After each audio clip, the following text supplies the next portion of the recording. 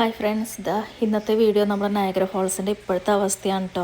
Niagara false അത്യാവശ്യം നന്നായിട്ട് frozen ആയിട്ടുണ്ട്. ആ വെള്ളച്ചാട്ടത്തിൻ്റെ അവിടെ നന്നായിട്ട് വെള്ളം ഒഴുകുന്നുണ്ട്. പിന്നെ ഞാൻ ബാക്ക്ഗ്രൗണ്ടിലെ സൗണ്ട് അധികം കളഞ്ഞിട്ടില്ല, അപ്പോൾ നിങ്ങൾക്ക് ആ വെള്ളച്ചാട്ടത്തിൻ്റെ സൗണ്ടൊക്കെ കേൾക്കാൻ പറ്റും.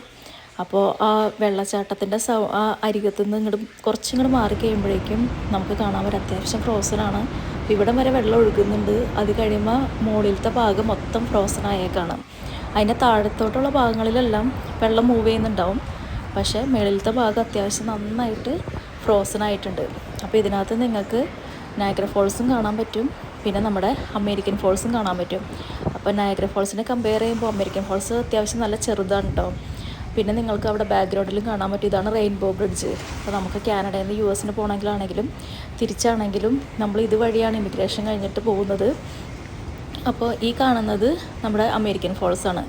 അമേരിക്കൻ ഫോൾസ് ആണെങ്കിലും ആ വെള്ളം വീഴുന്ന സ്ഥലം നന്നായിട്ട് മൂവ് ചെയ്യുന്നുണ്ട്, പക്ഷേ താഴത്തൊക്കെ നിങ്ങൾക്ക് കാണാൻ പറ്റും നല്ല രീതിയിൽ തന്നെ മഞ്ഞ് ഫ്രോസനായിട്ട് നന്നായിട്ട് കട്ട പിടിച്ച് കിടക്കുന്നുണ്ട്.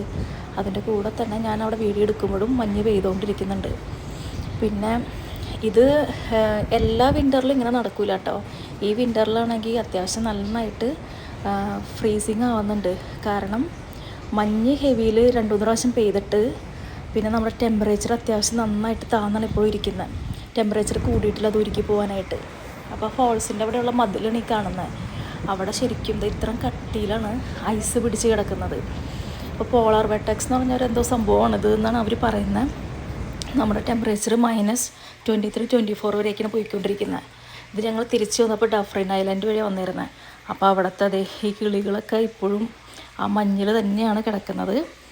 അപ്പോൾ നമുക്ക് അടുത്ത വീഡിയോ ആയിട്ട് കാണാം. ബൈ.